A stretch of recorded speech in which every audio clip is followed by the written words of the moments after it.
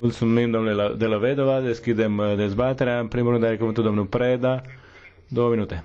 Mulțumesc, domnule președinte. Aș dori în primul rând să salut armistițiul la care s a ajuns pe 26 august și să subliniez rolul foarte important pe care l a jucat Egiptul în realizarea acestui acord după 7 săptămâni de conflict.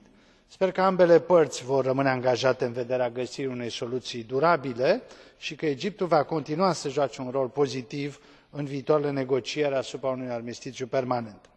Deplâng, pe de altă parte, faptul că recentul conflict a produs din nou pierderi de vieți omenești și suferințe populației civile.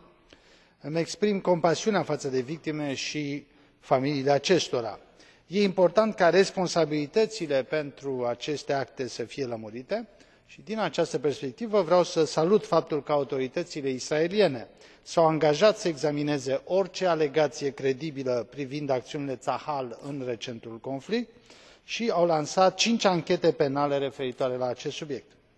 Doresc, de asemenea, să notez faptul că rezoluția noastră comună abordează pe larg situația umanitară din Gaza. Aceasta rămâne foarte preocupantă.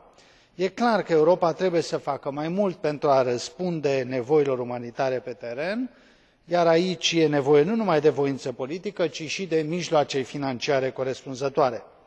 Țin de altfel să subliniez faptul că în Comisia AFET, unde am discutat bugetul Uniunii pentru 2015, a existat un consens politic foarte larg asupra ideii că asistența financiară pentru UNRWA trebuie sporită și am adoptat amendamente în acest sens.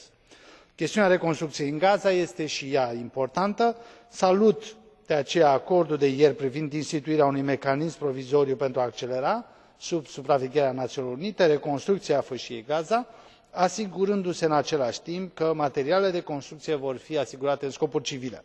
În perspectiva conferinței donatorilor care va avea loc pe 12 octombrie, sper că Uniunea va contribui substanțial la procesul de reconstrucție. În fine, un cuvânt despre rolul global al Uniunii. Mă bucur că în cursul acestei veri Europa și a reiterat disponibilitatea de a contribui la o soluție durabilă și comprehensivă care să sporească securitatea, bunăstarea și prosperitatea palestinienilor și a israelienilor.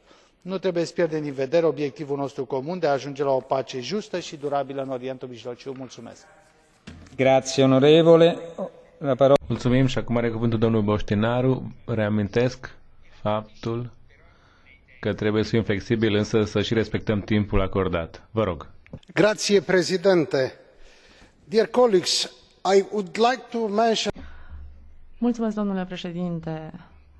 Stimați colegi,